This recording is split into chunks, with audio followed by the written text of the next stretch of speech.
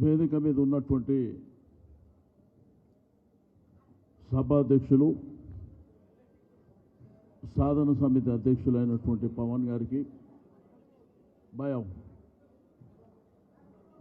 గౌరవ శాసనసభ్యులు సోదరులు ముఠా గోపాల్ గారికి, ఇప్పటి వరకు అద్భుతమైనటువంటి ప్రజెంటేషన్ ఇచ్చినటువంటి మన చరిత్ర గురించి దాసోజు శ్రవణన్న శాసన మండలి సభ్యుని గారికి, వేదిక మీద ఉన్నటువంటి నాగేష్ గారు, మహేష్ గారు, మా కార్పొరేటర్లు, మాజీ కార్పొరేటర్లు, వివిధ వ్యాపార సంస్థల అధ్యక్షులకు, అదేవిధంగా సికింద్రాబాద్ ప్రెస్ ఆధ్వర్యంలో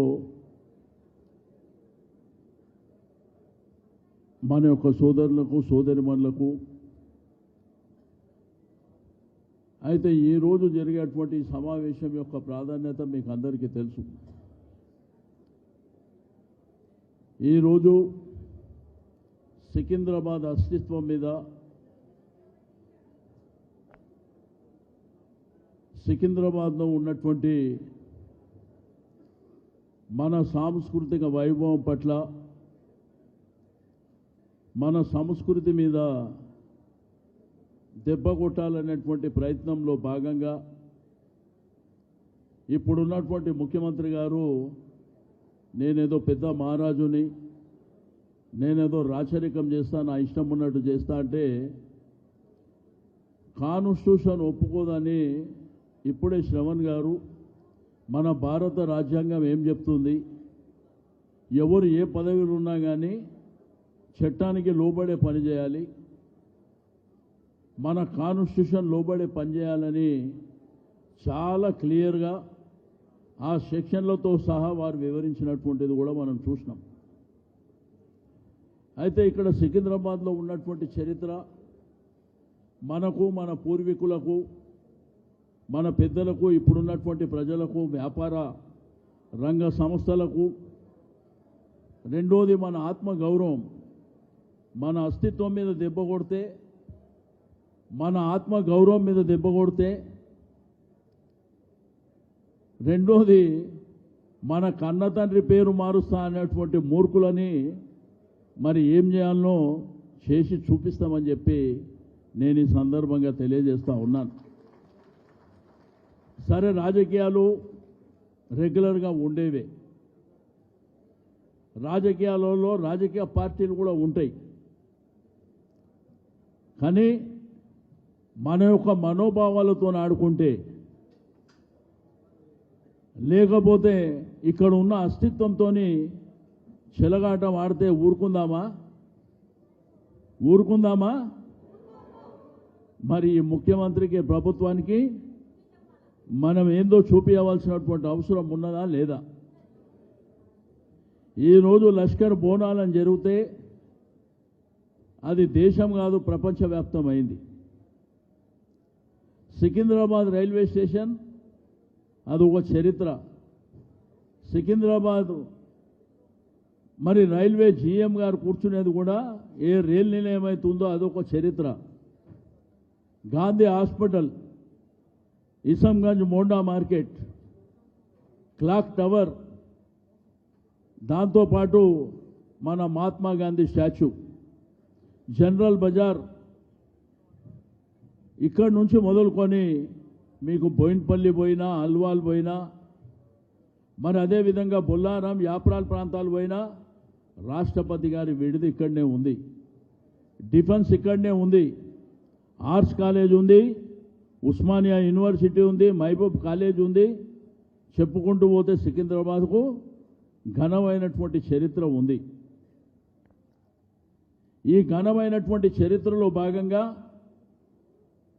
మనం నిత్యం ప్రజల మధ్యన ఒక ఐక్యతా భావంతో, నార్త్ జోన్ ఏరియా అంటే ఎప్పుడు చూసినా సికింద్రాబాద్ ప్రాంతం అంతా పీస్ఫుల్గా ఉండేటువంటి ఏరియా, అందరూ కులాలకు మతాలకు అతీతంగా కలిసిమెలిసి ఉండేటువంటి ప్రాంతం.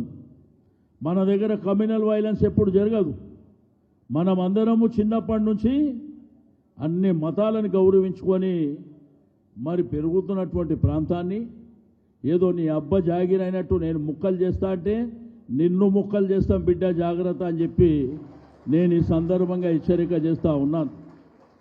మీ అయ్య జాగిరేం కాదు, ఇది నీ ఇష్టం ఉన్నట్టు చేసుకోనికే. ఇది ప్రజాస్వామ్యం లోపట నైతికంగా ఇది ప్రజల యొక్క హక్కు. ఈ ప్రజల హక్కుని నేను కాలరాస్తా, నా ఇష్టం ఉన్నట్టు నేను చేస్తా.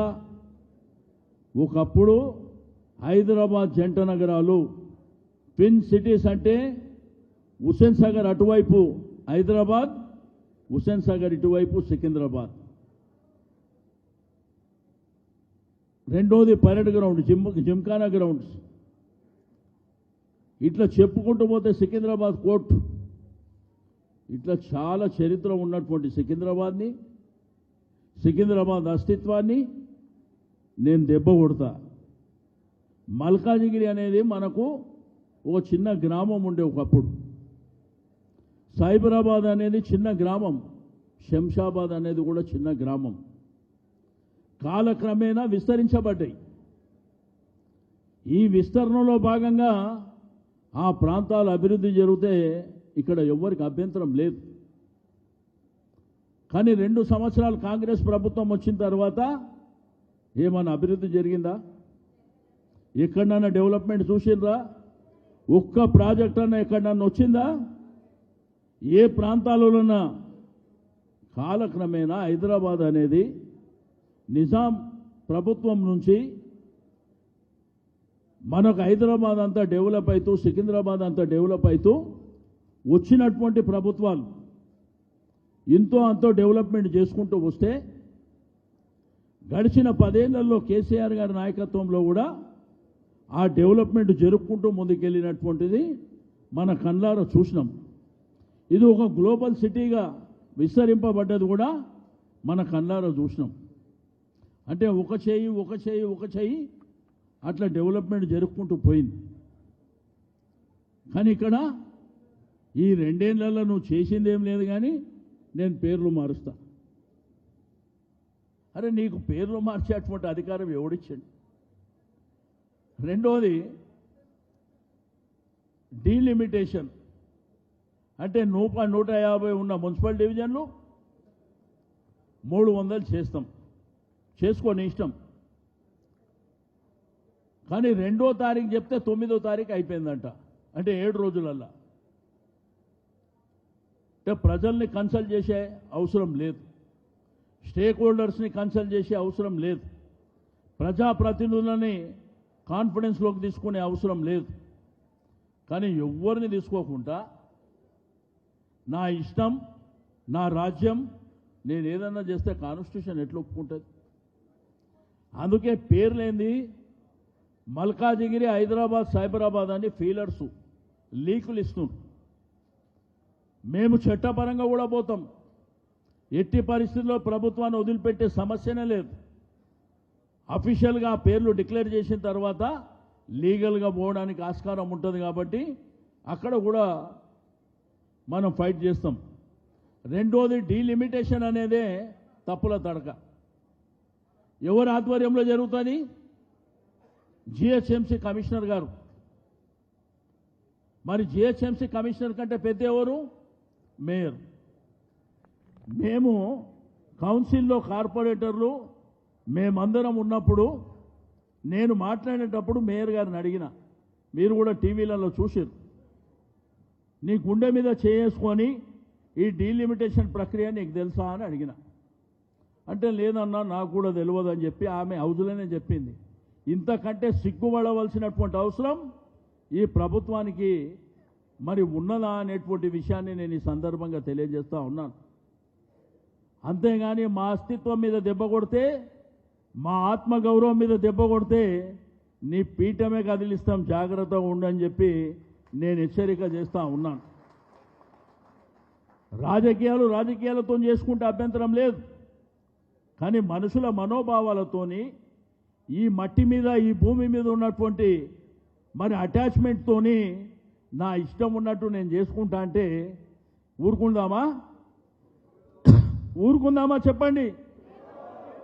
సికింద్రాబాద్ చరిత్రని, సికింద్రాబాద్ని నామరూపాలు లేకుండా చేద్దామనుకున్నటువంటి ఈ ప్రభుత్వాన్ని ఊరికేనే వదిలేద్దామా? కాబట్టే దీన్ని కార్యాచరణ చేపట్టినాం. ఈ కార్యాచరణ కూడా ఈ 2-3 రోజులలో సంక్రాంతి ఉంది కాబట్టి 17వ తేదీన, ఈ నెల 17వ తేదీన సికింద్రాబాద్ రైల్వే స్టేషన్ నుంచి ఒక శాంతి యాత్ర, ఒక శాంతియుతమైనటువంటి, ఎందుకంటే మహాత్మా గాంధీ గారు మాకు మనందరికీ నేర్పించాడు, ఏదైనా కానీ అహింసతోనే అన్ని సాధ్యమవుతాయని చెప్పి. హింసతోనే ఏది సాధ్యం కాదు. మనం కూడా ప్రజాస్వామ్యబద్ధంగా సికింద్రాబాద్ రైల్వే స్టేషన్ నుంచి బయలుదేరి ప్రశాంత్ థియేటర్ మీదుగా క్లాక్ టవర్ నుంచి మంజు థియేటర్, ప్యారడైస్ నుంచి గాంధీ హాస్పిటల్ వరకు నల్ల జెండాలు, నల్ల బ్యాడ్జులు పట్టుకొని కొన్ని వేలాది మందితోని మనం ఒక శాంతి యాత్ర చేయబోతున్నాం. నేను మా కార్పొరేటర్లకు, మా మాజీ బోర్డు మెంబర్లకు, మా మాజీ కార్పొరేటర్లకు, మా నాయకులకు, అదేవిధంగా వివిధ వ్యాపార రంగంలో ఉన్నటువంటి ముఖ్యులకు, మా పాత్రికేయ మిత్రులకు కూడా, నేను కార్పొరేటర్లకు, మా మాజీలకు కూడా చెప్తున్నా, ఒక్కొక్కళ్ళు వస్తే కుదరదమ్మా, ఒక్కొక్కళ్ళు వస్తే రాకపోయినా పర్వాలేదు. నేను ఒకటే చెప్తున్నా, ఒక్కొక్కళ్ళు ఎవరైనా వస్తారో వాళ్ళు రాకపోయినా పర్వాలేదు, కానీ దయచేసి వచ్చేటప్పుడు ఇది మన ఆత్మ గౌరవానికి సంబంధించినటువంటి కార్యక్రమం కాబట్టి వచ్చేటప్పుడు నీకున్నటువంటి స్ట్రెంత్ ఎంతవరకు ఉంటే, నువ్వు 200 మందా 300 మందా, ఆ ప్రజల్ని చైతన్యవంతం చేసి అందరూ తీసుకురావాల్సినటువంటి అవసరం ఉన్నది. 10,000 మందితో నా కార్యక్రమాన్ని చేస్తాం. ఆ తర్వాత నెక్స్ట్ డేట్ ఒకటి అనౌన్స్ చేస్తాం. సికింద్రాబాద్ రైల్వే స్టేషన్ ముట్టడి చేస్తాం. ఆ తర్వాత జూబ్లీ బస్ స్టాండ్ ముట్టడి చేస్తాం. సికింద్రాబాద్లో ఉన్నటువంటి వ్యాపార సంస్థలందరినీ బంధకాలు చేస్తాం. ఈ కార్యాచరణ మనం టేకప్ చేసుకొని ముందుకెళ్దాం. రిలే నిరాహార దీక్షలు చేస్తాం, అవసరం అనుకుంటే అమరణ నిరాహార దీక్ష కూడా చేస్తాం. కానీ ఎట్టి పరిస్థితుల్లో సికింద్రాబాద్ పేరు మారిస్తే మాత్రం వదిలిపెట్టే సమస్యనే లేదు అని చెప్పి నేను ఈ సందర్భంగా తెలియజేస్తా ఉన్నాను. నేను సికింద్రాబాద్లో ఉన్నటువంటి వ్యాపార రంగ ప్రముఖులకు అందరికీ నేను చెప్తున్నా, ఇక్కడ ఉన్నటువంటి మన జనరల్ బజార్ కావచ్చు, పాట్ మార్కెట్ కావచ్చు, Bowenpally market, Secunderabad market, general బజార్, మార్వాడి గల్లీ, అన్ని ప్రాంతాల వాళ్ళకు కూడా చెప్తున్నా, ఏదైతే 17 తారీఖు నాడు మనం తీసే కార్యక్రమానికి మీరు కూడా ఒక 500-500తోనే ఆ కార్యక్రమాన్ని మీరు టేకప్ చేయండి. ఎందుకంటే మీ దగ్గర పనిచేసే వాళ్ళు కావచ్చు, మీ చుట్టుపక్కల దుకాణాల వాళ్ళు కావచ్చు, అక్కడ ఉన్నటువంటి ప్రజలు కావచ్చు, అందరిని, అక్కడ ఉన్నటువంటి అమాలీలు కావచ్చు, అందరినీ కూడా ఆ కార్యక్రమంలో భాగస్వామ్యం చేయాలని చెప్పి నేను ఈ సందర్భంగా తెలియజేస్తూ ఉన్నాను. దీనికే ఈ కార్యక్రమాన్ని ఏర్పాటు చేసినాం. మేము చివరి వరకు పోరాడతాం. ఎట్టి పరిస్థితుల్లో సికింద్రాబాద్ని జిల్లా చేయాలి, సికింద్రాబాద్ కార్పొరేషన్ చేయాలని మా ప్రధానమైనటువంటి డిమాండ్కు మీరు దిగి రాకపోతే మాత్రం, మేము ఒకవేళ మీరు దిగి రాకపోతే మిమ్మల్ని దించేస్తాం బిడ్డ, జాగ్రత్త. సికింద్రాబాద్లో మరి రేపు జరగబోయేది కూడా మీరు ఎలక్షన్లలో సందర్భం వచ్చినప్పుడు చెప్తాం. ఇది నేను ఈ వేదిక ద్వారా ఇక్కడ ఉన్నటువంటి మీ అందరి సాక్షిగా, మీడియా సాక్షిగా చెప్తున్నా, రాజకీయాలకు అతీతంగా ఆ కార్యక్రమంలో ఎవరైనా రావచ్చు, ఏ రాజకీయ పార్టీ అయినా రావచ్చు, స్వచ్ఛంద సంస్థలు ఎవరైనా రావచ్చు, వాలంటరీగా ఉన్నటువంటి ఎవరైనా రావచ్చు అని చెప్పి. ఎందుకంటే ఫస్ట్ మన అస్తిత్వం, మన ఆత్మగౌరవం, తర్వాతనే రాజకీయ పార్టీ. కాబట్టి ఈ విషయంలో ఏ భేషజాలు లేకుండా పోరాటం చేస్తాం. ఎందుకంటే ఉన్నది అంటే మన తండ్రి పేరు మారుస్తే ఊరుకుంటామా? మన తల్లి పేరు మారుస్తే ఊరుకుంటామా? మరి మన ప్రాంతం పేరు మార్చడానికి వీళ్ళెవరు? వీళ్ళకి ఎవడు అధికారం ఇచ్చాడు? అంటే నాకు అధికారం వచ్చింది కాబట్టి నేనేమన్నా చేస్తా అంటావా? నీ ఇష్టానుసారం చేసుకోనీకే. డీలిమిటేషన్ కూడా అంతా ఫోకస్. ఆడ ఆఫీస్లో కూర్చొని గూగుల్ మ్యాప్ పెట్టుకొని గూగుల్ మ్యాప్తో డీలిమిటేషన్ చేస్తాడు ఎవడన్నా? అంటే ప్రజలను అడిగే అవసరం లేదా? నేను పాత్రికేయ మిత్రులకు, మీడియా మిత్రులకు కూడా, సికింద్రాబాద్లో పుట్టిన పెరిగినటువంటి పాత్రికేయ మిత్రులకు, మీడియా మిత్రులకు కూడా చెప్తున్నా, ఇది అత్యంత ఇంపార్టెంటు కార్యక్రమం. కాబట్టి మీ ప్రాంతాలలో ఉన్నటువంటి మీ కుటుంబం కావచ్చు, లేకపోతే మీకున్నటువంటి పరిచయాల ద్వారా 17వ తారీఖున మనం చేపట్టేటువంటి నల్ల బ్యాడ్జ్లతోని 10,000 మంది శాంతి ర్యాలీగా మన గాంధీ స్టాచ్యూ దగ్గరికి వెళ్ళి అక్కడ కార్యక్రమాన్ని ముగిస్తాం. ఆ రోజు ఉదయం 9 గంటల నుంచే ఆ కార్యక్రమాన్ని టేకప్ చేద్దాం. 9 గంటల కంటే దయచేసి 9 గంటలకు రండి. ఇవాళ వచ్చినట్టు 10:30, 11 గంటలకు కాదు. ఏదన్నా మన కార్యక్రమం మనం తీసుకుంటే ఆ కార్యక్రమం యొక్క అటెన్షన్ని దృష్టిలో ఉంచుకొని, దాని ఇంపార్టెన్స్ని దృష్టిలో ఉంచుకొని మనం ముందుకు వెళ్ళవలసినటువంటి అవసరం ఉన్నది. అదేవిధంగా పద్మారావు గారు వారి యొక్క ఆధ్వర్యంలో కూడా బ్రహ్మాండంగా కార్యక్రమాన్ని 17th జయప్రదం చేయడానికి, ఇక్కడ ముషిరాబాద్ ఎమ్మెల్యే గారు ముఠా గోపాలన్న ఆధ్వర్యంలో కూడా బ్రహ్మాండంగా కార్యక్రమం, కాలేరు వెంకటేష్ గారు, అదేవిధంగా దాసోజు శ్రవణ్ గారు, మా కంటోన్మెంట్ పెద్దలకు అందరికీ నేను రిక్వెస్ట్ చేస్తున్నా, మీకున్నటువంటి పరిచయాల మేరకు ఈ కార్యక్రమాన్ని మనం స్వచ్ఛందంగా మరి ముందుకు తీసుకువెళ్ళడానికి అందరి తోడ్పాటు తీసుకొని మనం బ్రహ్మాండంగా ఈ కార్యక్రమాన్ని జయప్రదం చేసుకొని, తప్పకుండా ఈ ప్రభుత్వం మెడలు ఉంచే వరకు తిరిగి నేను సికింద్రాబాద్ జిల్లా ప్రకటిస్తున్నా, సికింద్రాబాద్ కార్పొరేషన్ ప్రకటిస్తున్నా అనే వరకు మన పోరాటం వెనక్కి పోయే సమస్యనే లేదు అని చెప్పి నేను ఈ సందర్భంగా తెలియజేస్తూ ఉన్నాను. ఎందుకంటే మన అస్తిత్వాన్ని దెబ్బకొడతాం, మన ఆత్మ గౌరవాన్ని దెబ్బకొడతాం అంటే ఎట్లుకుంటాం మనం? ఊరుకుంటామా? ఊరుకునే సమస్యనే ఉత్పన్నం కాదు. కాబట్టి దయచేసి ఆ కార్యక్రమంలో భాగస్వామ్యం కావాలని, ఇక మిమ్మల్ని ఆదివారం పూట ఎక్కువ విసిగించద్దని ఒకటి పవన్ సాధన సమితి ఆధ్వర్యంలో చేసిన ఒక వీడియో ప్రజెంటేషన్ పెట్టినాం. శ్రవణ్ అన్న కొంత మన సికింద్రాబాద్తో పాటు హైదరాబాద్ని కూడా ఏ విధంగా ధ్వంసం చేస్తుండో దాన్ని కూడా పీపీటీ ద్వారా ఒక ప్రజెంటేషన్ ఏమని చెప్పి ఆయన కూడా అద్భుతంగా చేసిండు. కాబట్టి మిమ్మల్ని ఆదివారం పూట ఇంకా గంటల పాటు మిమ్మల్ని ఇబ్బంది పెట్టే అవసరం ఉండదు. ఇప్పటి నుంచే నీకు షాప్స్ ఎక్స్లాబిట్మెంట్ ఏదైతే వ్యాపార సంస్థలు ఉన్నాయో మీరు ఇవాళటి నుంచి రేపటి నుంచే మీ అసోసియేషన్లకు మీటింగ్ పెట్టుకొని ప్రెస్కు పంపించండి.